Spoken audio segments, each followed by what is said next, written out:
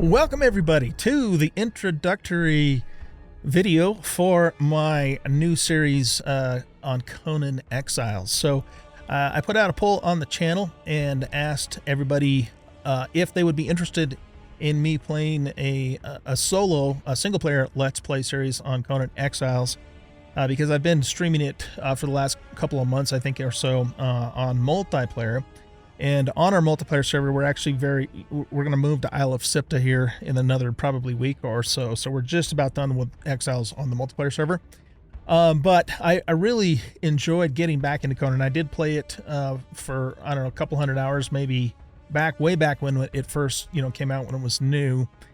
And never really fully got into the game, never really fully immersed myself into it. And so when we started playing multiplayer, I also started a single player game on the side just off camera to really kind of just, learn the game and really get into it and figure out how to play it and what it's all about, and just thoroughly enjoyed it. And so I asked that question on the channel to see if you guys wanted to see me do a single player Let's Play, and the response has been 71% in favor of me doing it versus 29 who weren't interested. So the vast majority of you do want me to do this.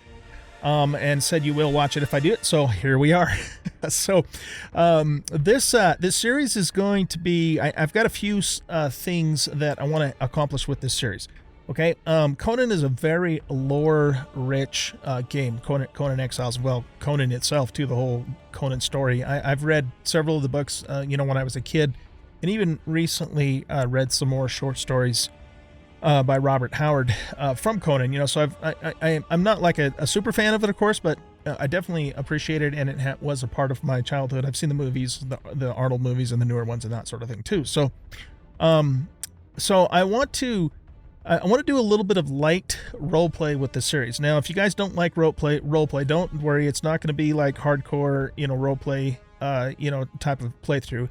It's really what it's going to be. It's going to be a backstory that I'm going to present, and then some roleplay narration as we go through it at certain points in time. But it's also going to very much be a Let's Play, and it's going to be a little bit of a tutorial too, only from the standpoint of I'm going to, share my tips and tricks and things that I've learned myself, playing the game, for those of you who might be new to it or want to just find different ways to play it, or at least see how I play it. So it's kind of going to be a mashup of light roleplay, narration-based roleplay, Let's Play, and also a little bit of tutorial. Now, I'm by no means, the world's first and foremost expert on the game. I've watched a lot of Firespark videos, a lot of whack videos, and also some stuff from Kaya on Fire. And so, those guys have put out a lot of great videos, but most of their content on Conan Exiles is about a year or so old, and things have changed since then, with the recent patch 2.4, and I've kind of discovered some of those changes myself, as I've gone along. So, I'll kind of point that stuff out as we go, and we'll just have fun with it. But my overriding goal, of course, is to play the game from start to finish. We are going to actually work all the way to the end of the game. And at the very end, remove the bracelet and walk out of the exiled lands. That is the plan. But we're going to have a lot of fun along the way, and go through all that the game has to offer. So let's talk a little bit about the mods I'm going to use first, and then we'll talk about the settings, and then kind of the rules that I'm going to impose upon myself. So for the mods, I'm going to use Pippi. I'm not going to really use Pippi a whole lot because this is a single player game, but there are some settings in Pippi, that I'll probably use later on when we, do some like arena battles and that sort of thing. What I'm planning on doing is pitting my thralls against, like the arena champion and maybe some of the other bosses in an arena setting, but we won't be doing that until way later in the game, of course, in the playthrough. Mod control panel, that's basically just a GUI that we can use in game to adjust some mod stuff. You guys you can look all these up on the Steam Workshop too later if you want. I'm not going to talk about any of them in any great detail, but just briefly. LT's Compass, basically it's a nice little mini map that adds to the game with, better looking map, basically. I am going to use level 120 plus. Now, when I did my single player off camera Let's Play, I actually used level 300 plus, but I mean, once you get to level 300, you're just so OP that it kind of, it kind of spoils the fun. But level 120 plus, this is still supposed to give me enough points, for me to be able to get all of the feats that I want to get. And, even if it doesn't, there's ways in the game to increase that, like through power shards and stuff like that. So I think level 120 is going to be more reasonable. Level 60, in my opinion, is not enough levels for this game, because there's just so much more you could do, and it's a royal pain in the ass to have to drink a potion and have to switch your attributes all the time. So that's why I'm going to go with level 120 plus. Okay. That way we can just, I can enjoy the game and get everything I want, and get stronger than level 60, but not so strong that it's, it basically breaks everything. Dude's Delightful Decorations, that's basically just some extra placeables and some other fun stuff. Immerse RP, similar kind of concept to Dude's Delightful. Both of these two things just add extra fun, bells and whistles to the game. Essentially, Thrall's Sidekick and Better Thralls. Both of these are absolutely, in my opinion, essential mods to use when you're playing Conan Exiles nowadays. What Sidekick does is it allows you to set up to 6 thralls as what's called a sidekick, and then you can actually summon those thralls to you anywhere in the world, and you can also send them back home. So really, really useful mod. Some of you might think this is a little bit cheaty, but the thing is that the followers are so broken in this game. I mean, sometimes they work, sometimes they don't. They do weird shit, and so these mods and better thralls and sidekick kind of help you get around just the bugginess of the thralls. So that's kind of the deal behind that. Better Thralls allows you to have multiple thralls instead of just one. It just doesn't. It's never really made sense to me why the vanilla game only allows you to have one follower. So basically, it allows you to have up to 10. Now, here's the thing on that. I'm going to actually allow myself up to 10 followers for role-playing purposes, because I want to have like a small army or a squad kind of thing. But I'm not going to. I'm going to make sure, this is kind of more of the rules of this playthrough. I'm going to have to beat any dungeon and world boss the first time, with just one thrall, just like the vanilla game would require. So because if I bring 10 level 20 high level thralls into any dungeon, even the Warmaker dungeon, which is most people think is probably the hardest, between that and the wine cellar, I'm going to win. I mean, there's just no doubt about it. And for farming like the armor scraps, that's fine, but for at least the first time through, I have to defeat the boss. I can bring one thrall with me, because that's exactly what you would have in the vanilla game. And then once I defeat that boss the first time around, then after that, I can bring as many thralls as I want. So that's just one of the rules I'm imposing upon myself. So this doesn't get, too terribly OP. Okay, Sandstorm EX. This basically adds more paths to the sandstorm in the game, making them a little more unpredictable, which is really fun. We use, in fact, most of these mods, with a couple of exceptions, we're also using on our multiplayer server too. Fix is just a little patch for that to make it work better. I'm not even exactly sure what it fixes.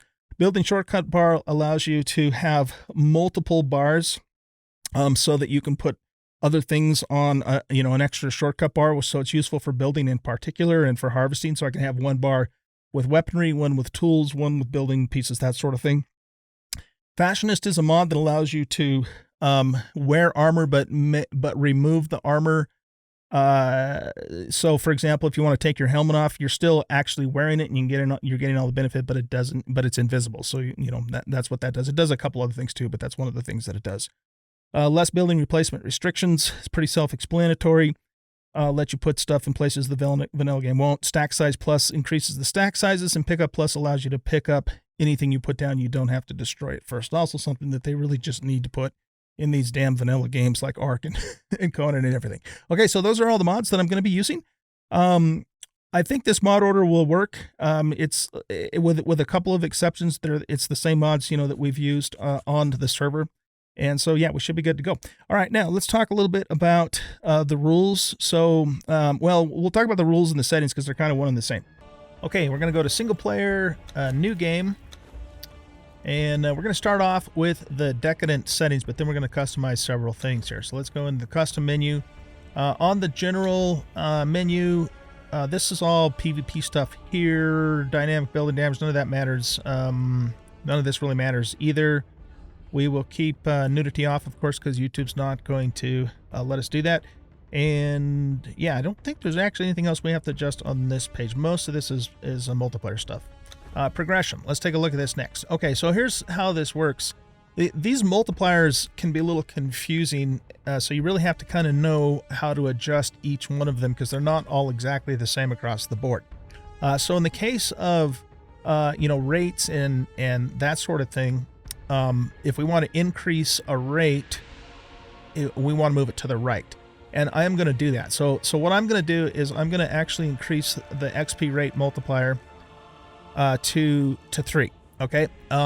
And the reason I'm doing that is because I don't want to spend a lot of time in this series grinding. I want to focus more on the story, the roleplay, the adventuring, that sort of thing, and not spend a whole lot of time grinding because the vanilla settings are very grindy in this game.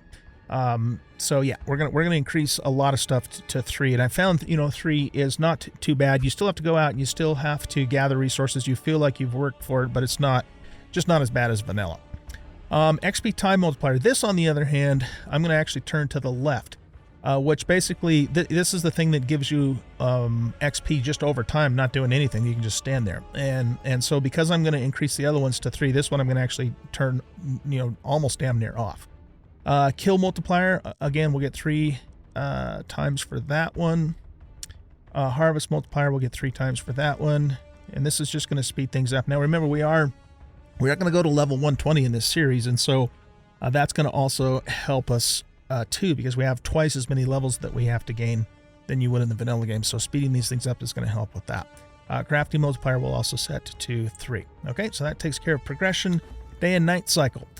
So now this is where things get a little different, because now we're talking about a multiplier against time, and so if you want to slow something down, you have to reduce the multiplier.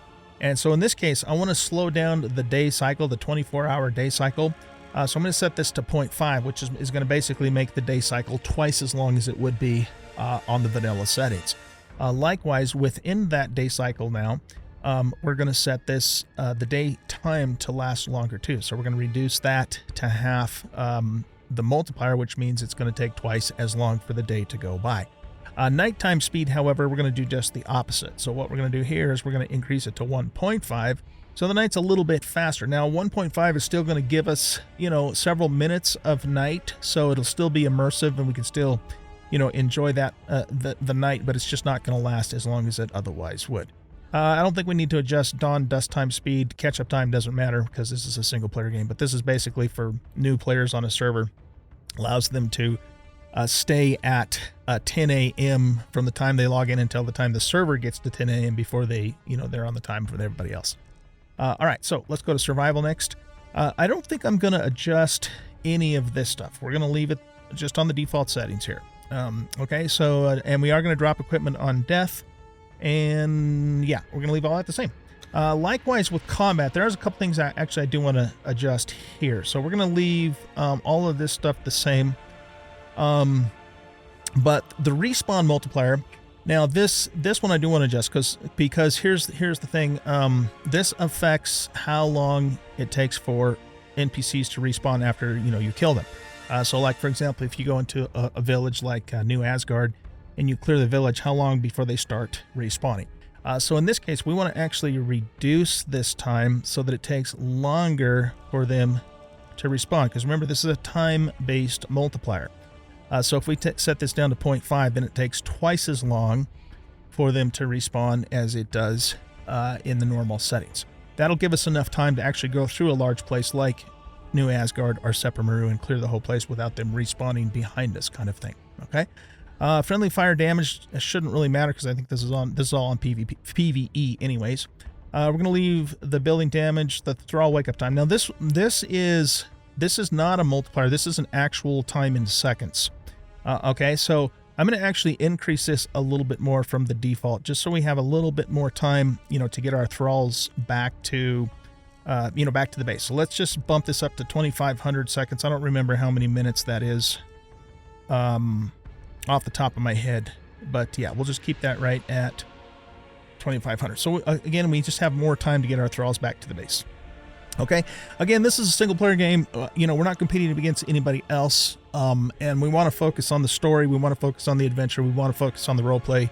So I'm just trying to adjust things, you know, to reduce the grindiness and the time and that sort of thing. Okay.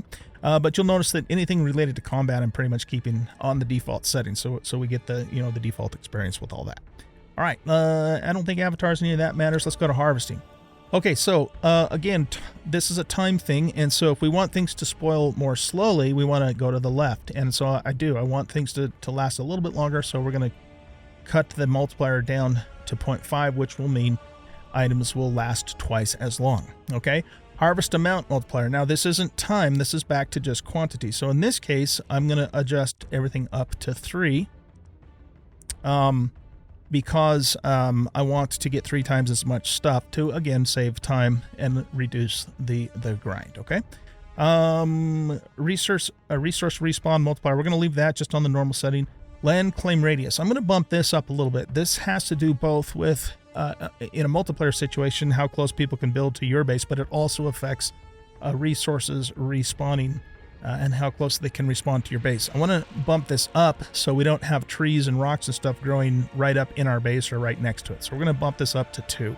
That'll give us lots of room to build without stuff, you know, regrowing back. That also will affect NPCs that spawn near your base too.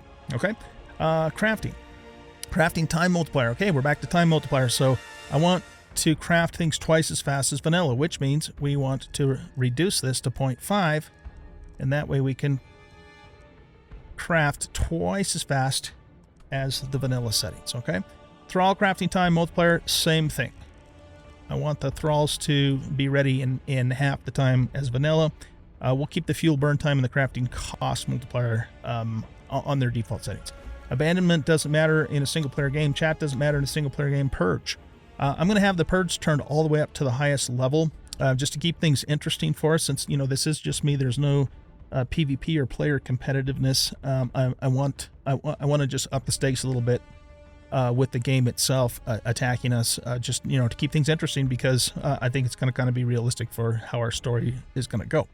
Okay, so yeah, we're going to put that on the highest difficulty level. As far as these other settings, I think we're going to keep everything the way it currently is. I'm going to actually allow building, so that way if I need to, you know, throw up a palisade at the last minute, I can do so.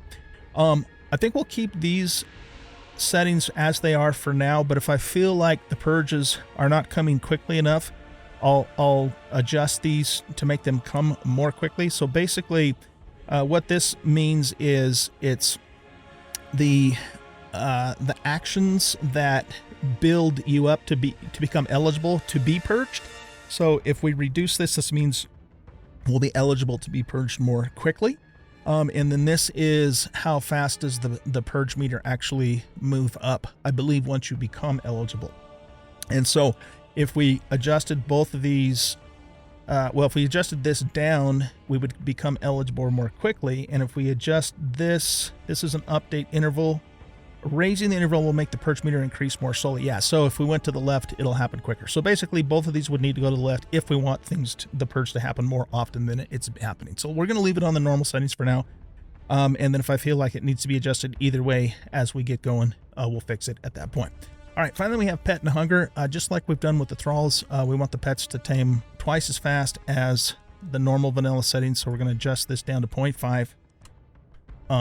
And that is pretty much it for our settings. Okay, so yeah, that's it, guys. And so I'm going to go ahead and end this intro video here, and I will see you guys in game, and we'll start this awesome new series. It's going to be a lot of fun. Okay, see you in game.